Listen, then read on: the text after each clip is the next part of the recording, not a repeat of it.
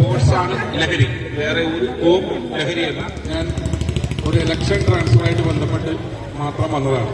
ഒരു 3 മാസം 4 മാസം വരിക, ഇലക്ഷൻ സമാധാനത്തോടു കൂടി നടത്തുക, അങ്ങനെ ഒരു ഇതിലേക്ക് വന്നതാണ്. പക്ഷെ ഇലക്ഷൻ കഴിഞ്ഞിട്ട് എനിക്ക് തിരിച്ചു പോകാൻ പറ്റിയിട്ടില്ല.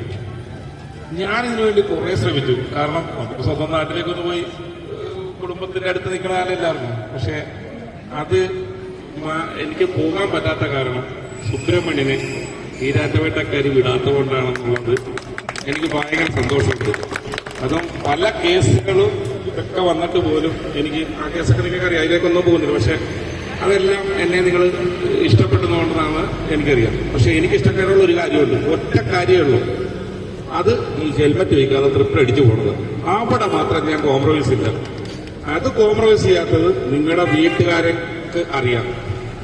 കാരണം അത് എത്ര പറഞ്ഞാലും മനസ്സിലാകാത്തത്, നമ്മൾ കോമയെ കിടക്കുന്ന ഒത്തിരി കുട്ടികളെ കാണുന്നുണ്ട്.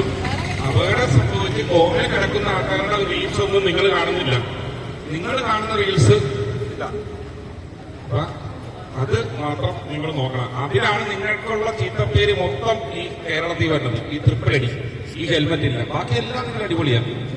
പിന്നെ ഇന്നത്തെ പരിപാടി ഇത് ഭയങ്കര അവിശ്വസനീയമാണ്.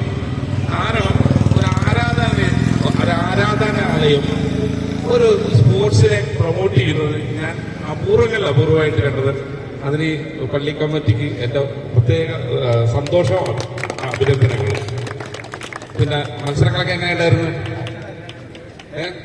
അർജന്റീനക്കാരുണ്ട്, മെസ്സിയുടെ ഫാൻസില്ലേ, നെയ്മറുണ്ട്, എംബാപ്പയുടെ ആൾക്കാരുണ്ട്.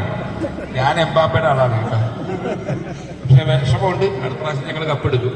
എന്തായാലും ഈ സ്പോർട്സ് നിങ്ങൾ വിട്ടുകളയരുത്. ഈ സ്പോർട്സ് കണ്ടിന്യൂ ചെയ്യണം. സ്പോർട്സാണ് ലഹരി, വേറെ ഒരു ലഹരിയല്ല.